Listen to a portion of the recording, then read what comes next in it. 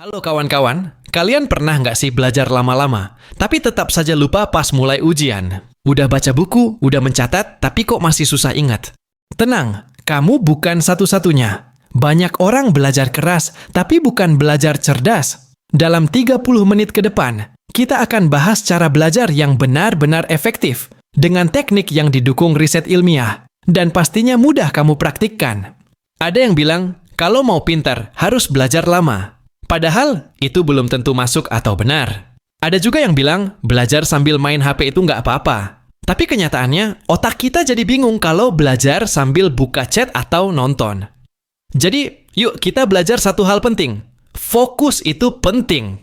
Dan satu lagi nih, menghafal semua pelajaran belum tentu bikin kita paham. Lebih baik kita ngerti dulu, baru hafal. Teman-teman tahu nggak? Ada cara belajar yang disebut active recall. Maksudnya, coba ingat pelajaran tanpa lihat buku. Misalnya, habis baca cerita sejarah, tutup bukunya, terus coba cerita ulang pakai kata-kata sendiri. Ada juga cara namanya spaced repetition.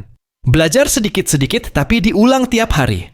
Daripada belajar semalaman pas mau ujian, mending sedikit tapi sering. Ya kan? Cara berikut, bikin catatan yang mudah diingat. Catatan nggak harus panjang loh. Kita bisa bikin peta pikiran atau gambar-gambar lucu buat bantu ingat. Misalnya, kalau belajar tentang hewan, gambar aja harimau, gajah, atau burung. Tambahin warna-warna cerah biar lebih semangat. Kalau malas belajar, harus gimana? Kalau kamu lagi malas belajar, coba mulai dari yang gampang dulu. Nggak usah langsung baca buku satu bab.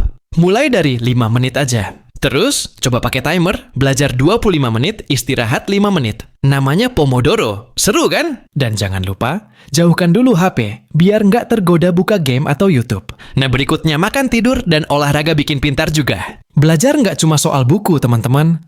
Tidur cukup juga penting banget.